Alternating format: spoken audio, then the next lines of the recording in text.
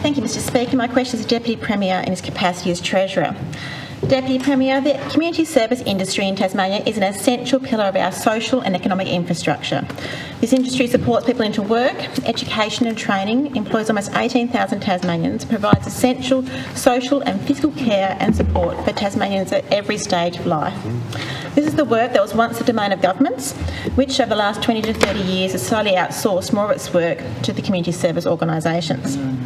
Deputy Premier, I acknowledge the announcement of a temporary increase in indexation for state-funded community service organisations, a one-off cost of living increase from 2.25% to 3% for 2022-23. But this is simply not enough. These same pressures have seen Victoria and New South Wales set index rates of 5.5% and 4.6% respectively. The solution for Tasmania is to develop and adopt a cost index specific to the community services sector. Will you commit to working with the industry on this index to ensure sustainable community sector funding?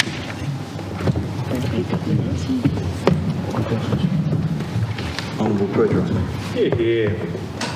Here. Mr Speaker, thank you, Mr Speaker, and Ms Johnston. Thank you for the question. I agree from the outset with your earlier statement that the social sector in Tasmania and the community sector in Tasmania do a marvellous job looking after a whole range of people in our community who, from time to time, needs extra support and guidance, counselling, assistance in times of trouble, which may at times occur when people were not expecting it at all.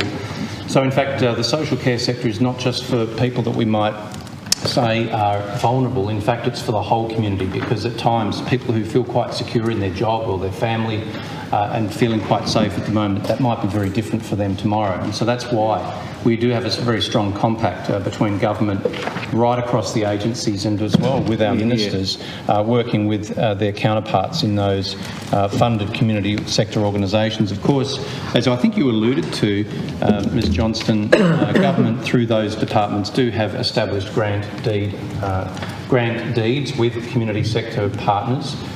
It is effectively a way of creating a formal arrangement between government to deliver social and public services in partnership with what are non-government organisations. So necessarily there needs to be an agreement, there needs to be a contract, there needs to be funding, and there needs to be performance outcomes agreed to. And that's the case today, and it works extremely well. What is occurring is, of course, the increase in cost of living is being felt not just by government and households, but also by the community sector, which is precisely why my colleague Minister, on behalf of our government, Minister Street, has recently announced an initial package of support for the Tasmanian community, which is $5 million provided by our government to acknowledge the impact of that rise in cost of living. And we've always said, by the way, that we stand ready to do more should that be necessary. And of course, you would and others would expect us to make sure that we do that in a sustainable way as much as possible. In response to that, the package includes increasing indexation to 3% for community sector organisations for the current financial year. That's a genuine, I think, and well appreciated initiative by our government. I believe it's the highest level of indexation. It is a one-off arrangement for the time being.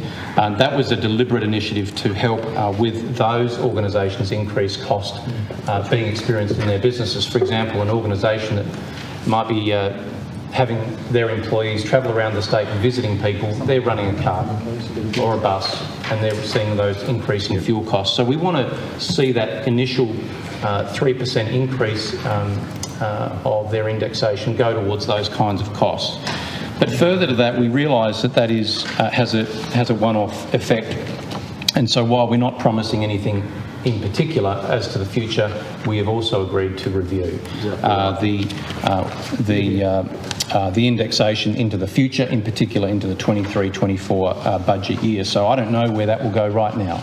It'd be wrong for me to predict it, but naturally I appreciate in your question, Ms Johnston, you did use the word sustainable. It needs to be sustainable for our community sector partners, non-government organisations, and it also needs to be sustainable for the taxpayer. So we look forward to that review. We enjoy good relations with those organisations and their peak bodies. We intend to keep it that way. And of course, on behalf of the government, we'll be acting as best we can to ensure that those partnerships continue to deliver for the people in Tasmania who are looking for our ongoing support. Mr. Speaker.